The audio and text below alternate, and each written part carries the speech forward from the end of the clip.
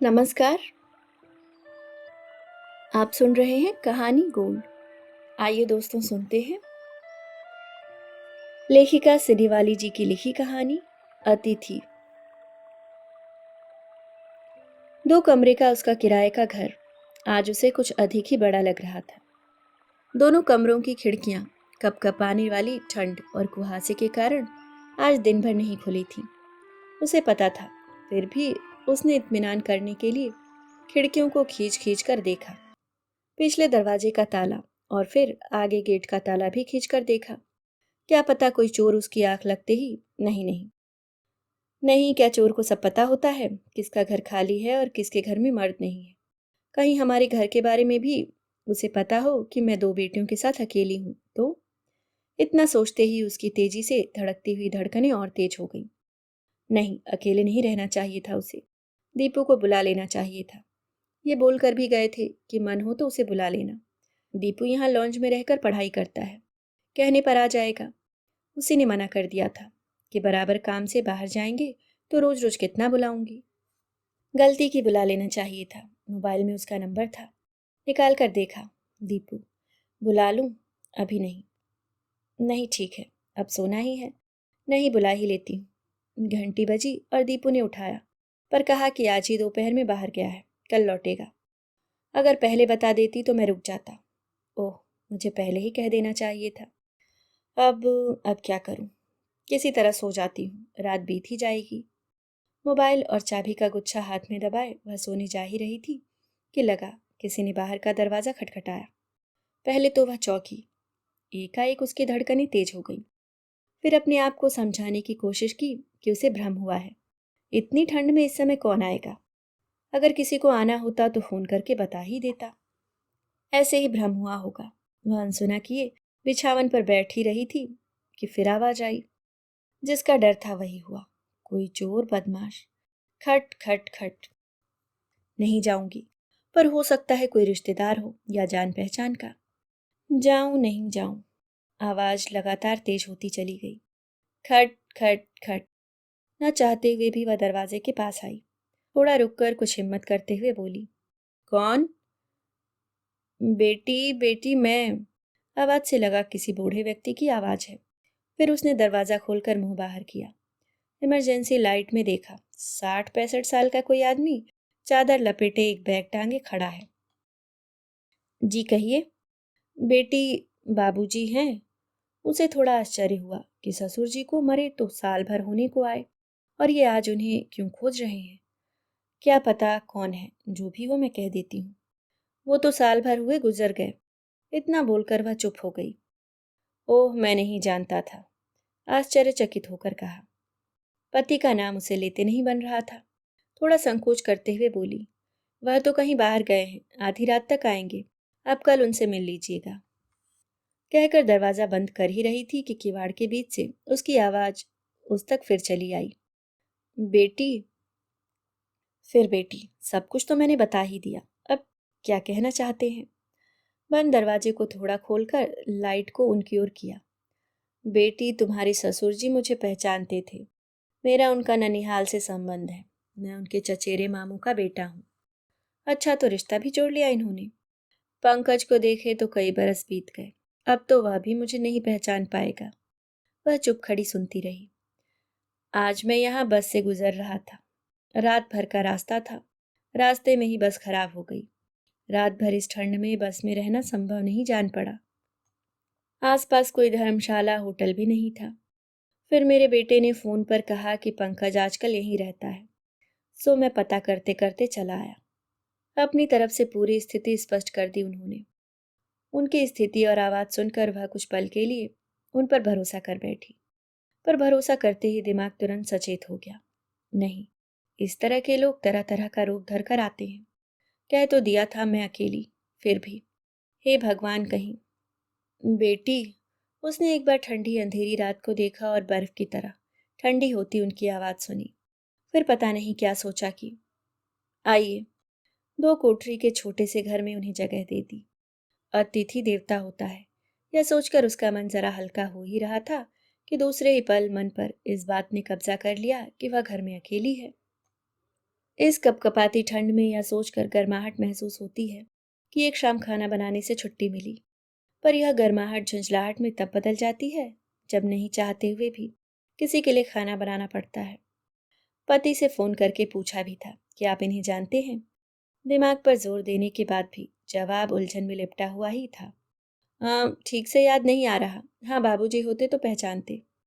पर साथ ही ये भी कहा था कि आजकल चाहते हुए भी किसी पर भरोसा करना मुश्किल है। पर सुनो, खाना पीना ठीक से खिलाना, नहीं तो 10 जगह जाकर कहेंगे कि पानी के लिए भी नहीं पूछा। एक साथ ही थाली में उसने पराठे, कटोरी भर सब्जी और सेवई उस कमरे में तब रखाई जब वह बाथरूम में हाथ मुंह धो रहे थे। जब सोनी आई तो रात के 11 बज रहे थे। उसने उनके कमरे का दरवाज़ा इस तरह से सटाया कि उसकी मर्जी के बगैर खुलेगा भी नहीं। उसे पता था कि यह दरवाज़ा उस सूखे पत्ते की तरह है जो हवा के एक झोंके में उड़ जाएगा।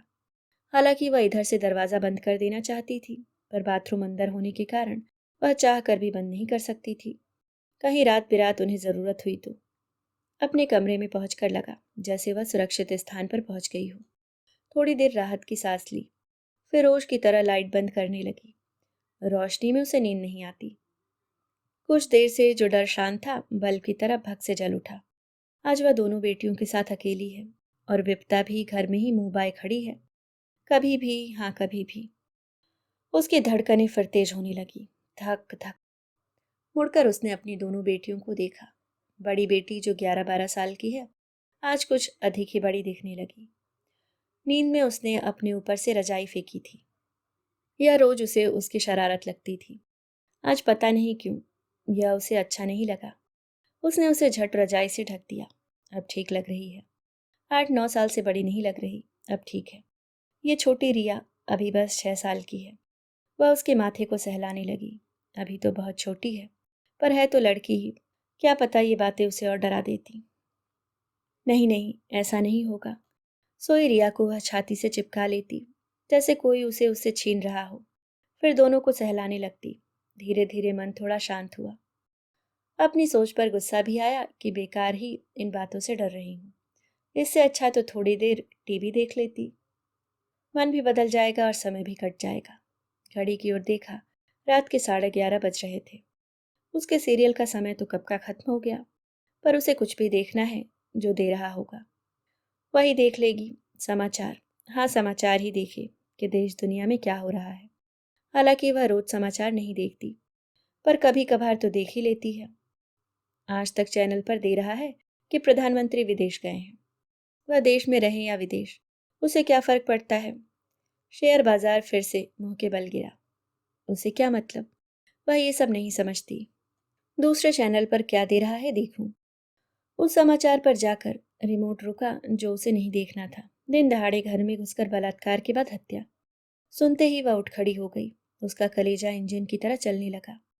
ये दिन दहाड़े कह रहा है और मैं तो इस सुनसान रात में, और आफत घर में ही है। ओह, अब क्या होगा।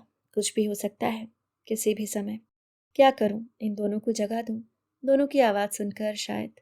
नहीं नहीं, क्या करूं क्या करूं। पहले उनके कमरे में इधर से ही ताला लगा देती हूँ। वह चाह कर भी हम लोगों के पास नहीं पहुंच पाएंगे। हाँ, धीरे धीरे दबे पाओ। ओहो, ये ताला बंद कर दिया। अब जान बची। चौकन्ना होते हुए क्या पता उनके कुछ और लोग भी बाहर ताक में बैठे हों। आजकल तो ऐसे हथियार होते हैं कि उसके सामने गोदरेज का ताला भी किसी काम का नहीं।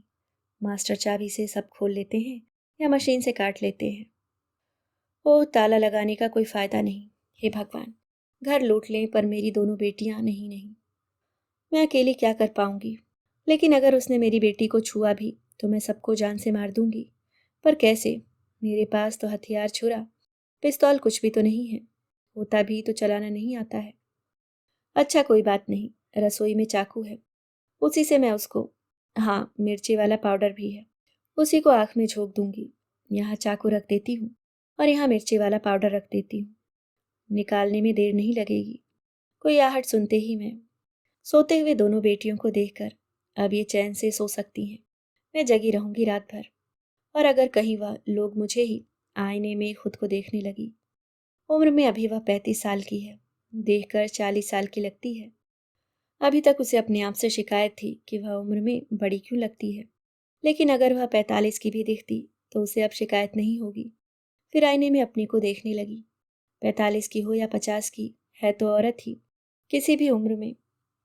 घड़ी की ओर देखा, 2 बज गए थे।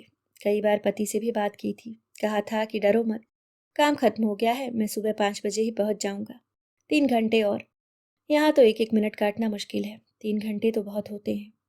कई बार उस कमरे के दरवाजे में कान सटाकर सुनती, कहीं कोई आवाज़ तो नहीं आ रही, सिर्फ खर्राटे की आवाज़, मतलब अभी तक सब ठीक है। फिर धीरे धीरे उसकी आंख लग गई। सपने में उसने देखा कि रिया के चारों ओर खून बिखरा है। किसी ने उसको, ओह नहीं, पसीने से नहाई हुई वह उठ बैठी। देखा रिया तो बगल में सो रही है। उसने उसे छाती से चिपका लिया। क्या पता अंतिम बार ही छू रही हो। उसका चेहरा, आँख, नाक, बाल, हाथ, पैर सब कितने सुंदर हैं। कोई इसे कैसे मार सकता है? मारना भी चाहेगा तो नहीं मार पाएगा। मुंह देख कर ही छोड़ देगा। वह उसे सीने से लगा नींद में ही चूमती रही, रोती रही। रोने की आवाज़ सुनकर हड़बड़ाते हुए उसकी बड़ी बेटी उठ बैठी। तुम रो क्यों रही हो? श्श, चुप, धीरे बोल। धीरे क्यों? नहीं नहीं, सो जा, मैं हूं ना। रिया को क्या हुआ? इस तरह इसे पकड़कर क्यों रो रही हो? इसे इसे कुछ नहीं हुआ, तू सो जा। इसे भी सोने दे। तुम दोनों को कुछ नहीं होगा, मैं हूं ना। उसे समझ में नहीं आ रहा था कि माँ को क्या हो गया, पर माँ के डर से चुपचाप करवट बदलकर आंखें बंद कर ली। खुली आंखों से उसने 5 बजा दिया। 5 बजते ही लगा जैसे उसे नया जीवन मिल गया हो। उठकर उनके कमरे में गई तो देखा वह जगे हुए हैं, कोई किताब पढ़ रहे हैं। जाते ही उन्होंने मुस्कुराते हुए कहा, बहुत चैन से रात बीती। हम्म। एक बात पूछ सकता हूँ बेटी? हम्म। क्या तुम वाल्मीकि की बेटी हो? उसे आश्चर्य हुआ। आपने कैसे जाना? उनकी तस्वीर यहाँ लगी है, तुम भी साथ हो, मुझे लगा कि तुम्हारे पिता ही होंगे। जी पिताजी ही हैं। तब तो सचमुच तुम मेरी भी बेटी हुई। वह मेरे साथ पढ़ता था, तभी ये घर मुझे अपना सा लगा।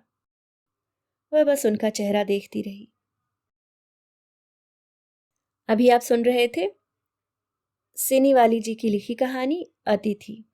दोस्तों, अगर आप चैनल पे नए हैं तो सब्सक्राइब करना ना भूलें। उम्मीद करती हूँ कहानी पसंद आई होगी। धन्यवाद।